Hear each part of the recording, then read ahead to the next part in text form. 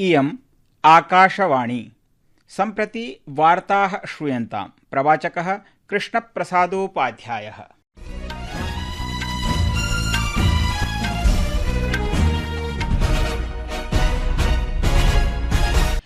आदौ मुख्यवार्ताः।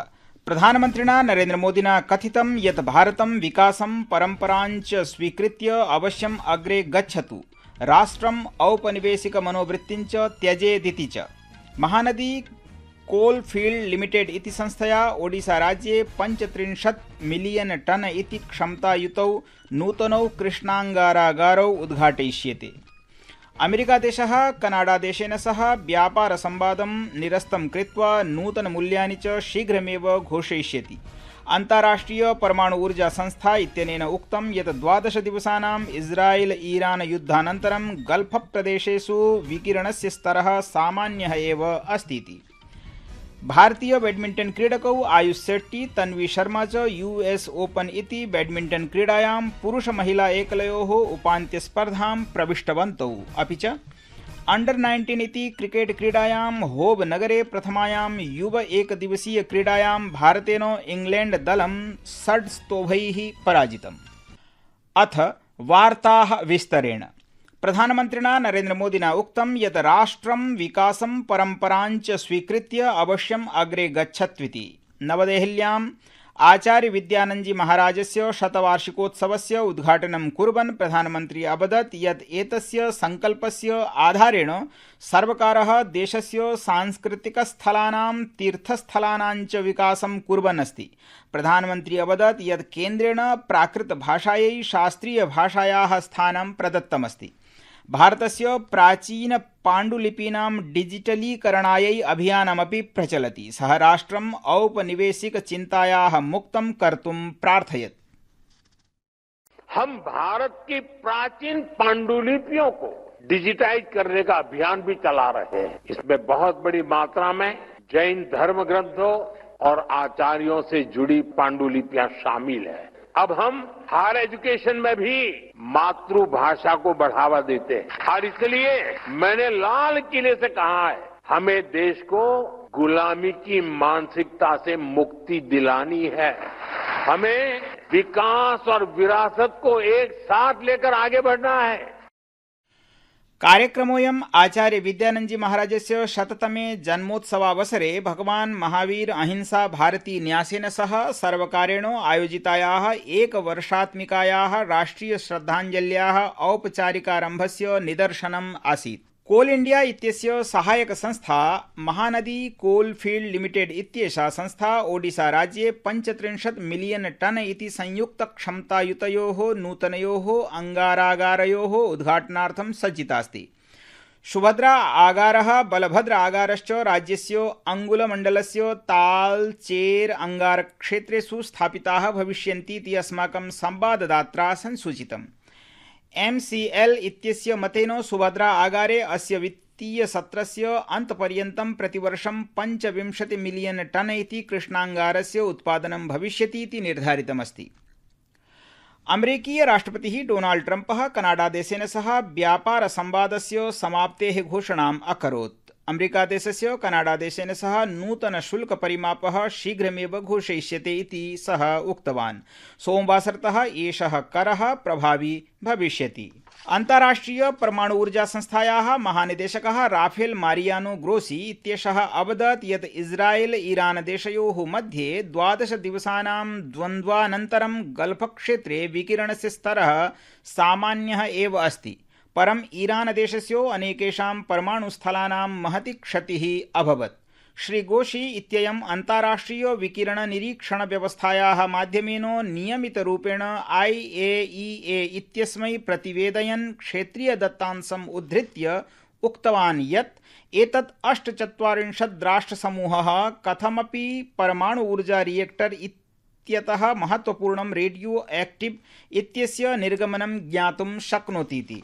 संस्कृतवार्तायाः संस्करणमिदम् इदानीम् आकाशवाणीतः प्रसार्यते। सममेव कार्यक्रमोऽयम् आकाशवाण्याः www.newsonair.gov.in वेबसाइट इत्यत्र अथ news on AIR mobile app इत्यत्र अपि उपलब्धो भविष्यति। उपराष्ट्रपतिः जगदीप धनखडः अद्य उक्तवान् यत् संविधानस्य प्रस्तावना एव तस्य आत्मा भवति, सा परिवर्तनशीला न भवतीति। The preamble of Indian Constitution is unique. The preamble has been imparted by we the people of India, except Bharat. Nobody's constitution's preamble has undergone change. And why? Preamble is not changeable. Preamble is not alterable. Preamble is the basis on which Constitution has grown. Preamble is the seed of the Constitution. It is soul of the Constitution.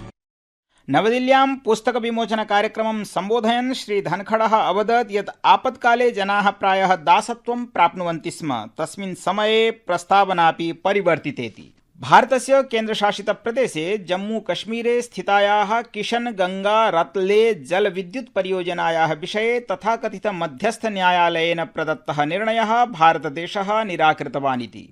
एकस्मिन् वक्तव्ये विदेशमन्त्रालयः अवदत् यत् भारतम् अस्य मध्यस्थता न्यायालयस्य विधिमान्यतां कदापि न अङ्गीकृतवदिति। तस्य संविधानं सिन्धुजलसन्धेः गभीरम् उल्लङ्घनम् इति अमन्यत्। पहलगाम आततायिनः आक्रमणानन्तरं देशेन सिन्धुजलसन्धिः स्थगितास्ति। यत्र 5 वर्षेभ्यः न्यूनवयस्कानां मृत्योः वैश्विकस्तरे 61% अस्ति, तत्रैव भारते 78% यावत् न्यूनीभूतास्ति।